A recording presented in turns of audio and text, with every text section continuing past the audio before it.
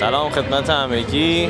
ما الان جلوی لونا پارکیم همراه امیرخان در کلتور پارک ازمیر هستیم و همچنان قدم داریم میزنیم. یاد بچگی همون افتادیم. آره اومدیم بریم. حیف که کار نمیکنن دستگاه. آره وگرنه میرفتیم چرخ و فلک سوار میشدیم. رفتیم کتابخونه‌اش هم ببینیم که 20 دقیقه دیگه باز میکنه.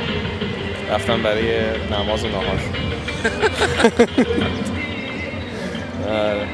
واسه این ما هستیم.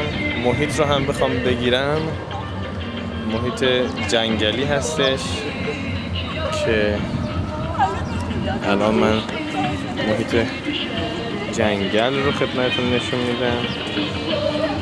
درخت‌های نخل، بله، هوای بسیار آفتابی هستش. صبح بارندگی شدید داشتیم.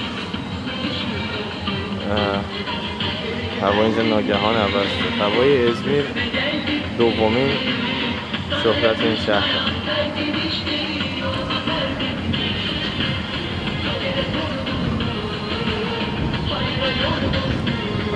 اینجا هم که باغ وحشه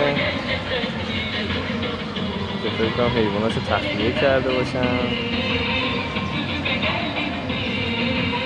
حیوانات باغچه‌سه.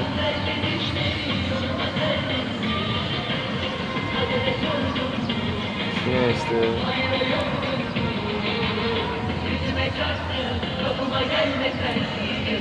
این هم از ساعت 1 شروع میشه.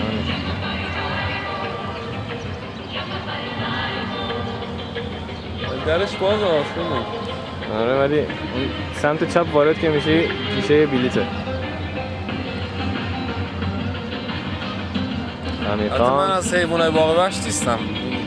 شبهه ایجاد نشه جلوی در باغ وحش. استغفرالله.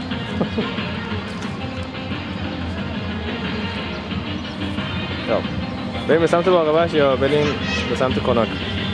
بریم کناک.